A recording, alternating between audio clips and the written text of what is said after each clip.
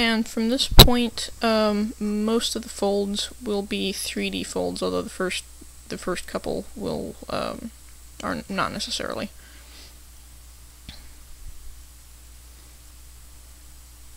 So now we'll bring the neck up with a crimp fold. So on the sticker papers, this will be slightly three-dimensional. On the paper I'm using here, it should lie completely flat.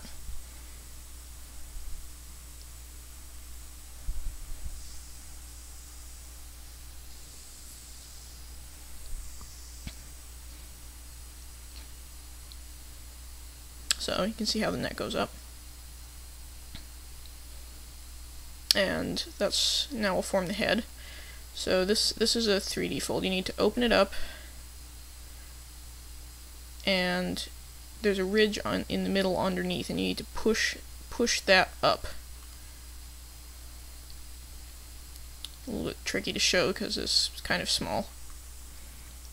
So there's the intermediate step. The ridge has been pushed up there.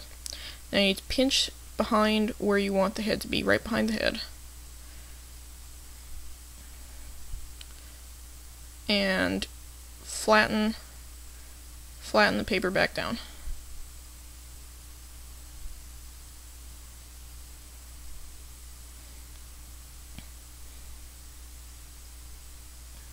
So now you have a three-dimensional head if you allow the paper to stand out a little ways. And to get rid of the that point at the front, that'll get folded under.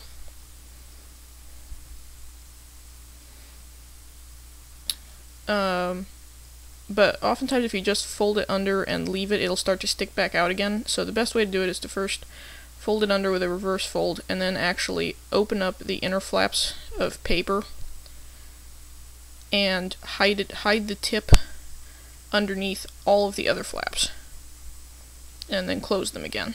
This will keep the tip from popping back out.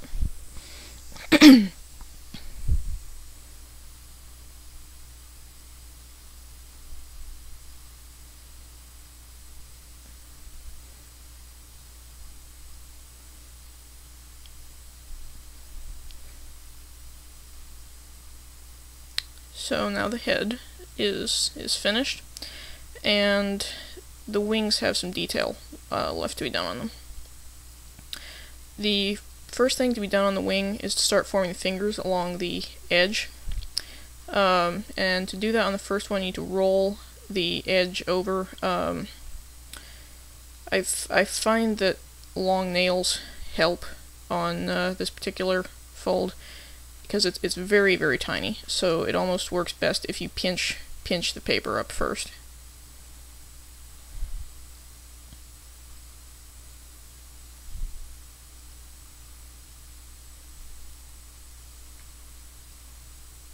And there it is. Hopefully the resolution is good enough to kind of show it. And do the same thing again in the middle to form the second finger. Although here, since it's not an edge, you can't just really roll it up. You need to more pinch along the line.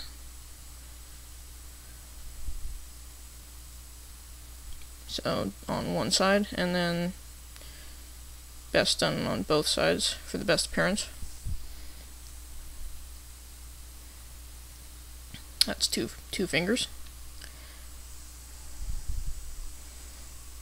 And now the last one.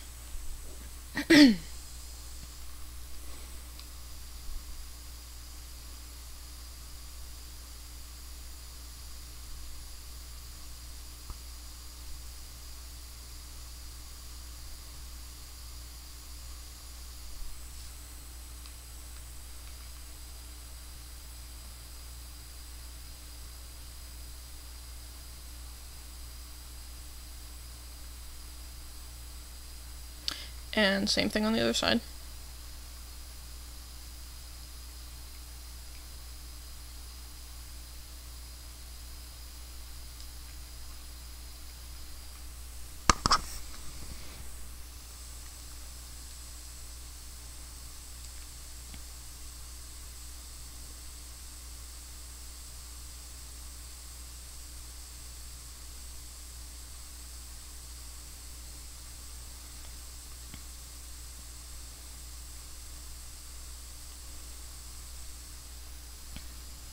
And the last one.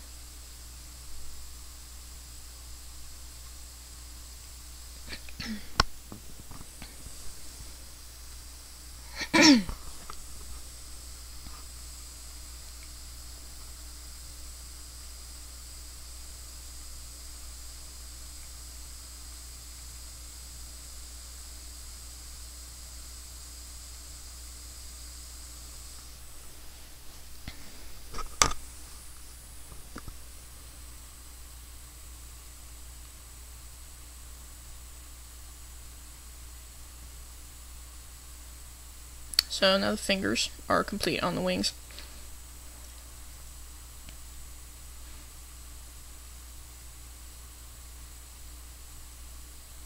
And now the legs need some additional shaping. So I usually like to bend them around inwards. On thicker paper, it tends to make the model stand better because the legs will always be inclined to sort of pop out of that first reverse fold.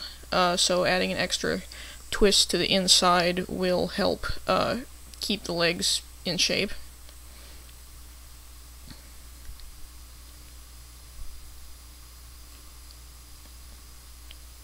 So that's been done on both of the front legs now. And same thing on the back legs, but in the opposite direction.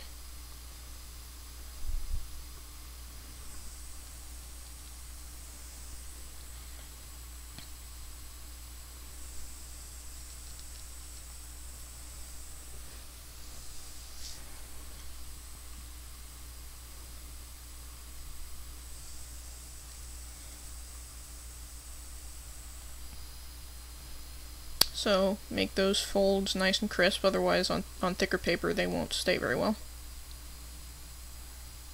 Bend the legs out just a bit so the dragon can stand more easily. And now the legs are done.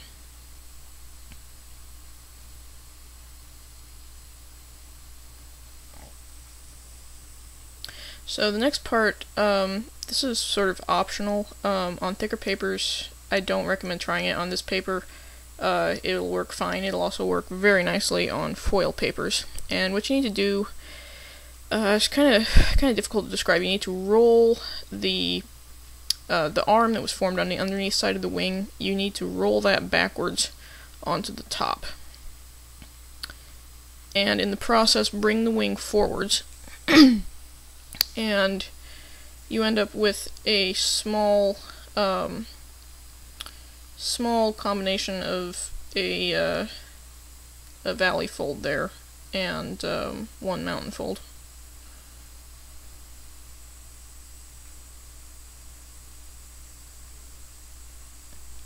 So again, it holds nicely on this paper, but would often just pop back if using thicker papers. And same thing on the other side, rolling it over. It's important to note, once you make this fold, the model will not really lie flat. So this is very much a three-dimensional shaping fold.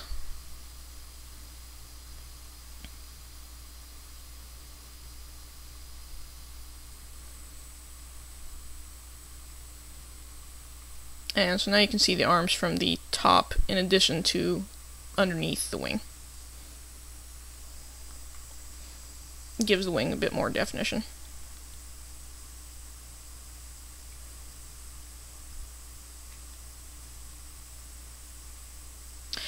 And last thing to do, just add a few extra shaping things. You can bend the tail a little bit, give it some shape.